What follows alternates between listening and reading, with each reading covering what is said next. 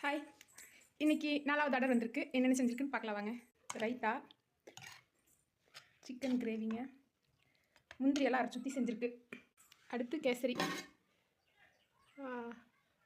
சுட சுட கேசரி. இன்னும் பார்சல் பண்ணலங்க. இது பிரியாணி, இதான் மெயினு. பாருங்கள் எப்படி இருக்குன்னு.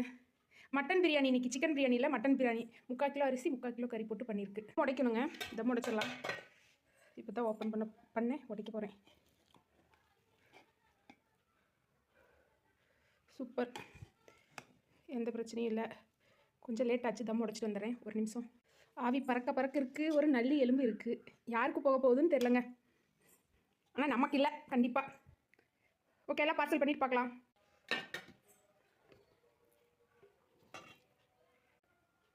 ஓகே, எல்லாம் ரெடி ஆகிடுச்சுங்க. பிரியாணி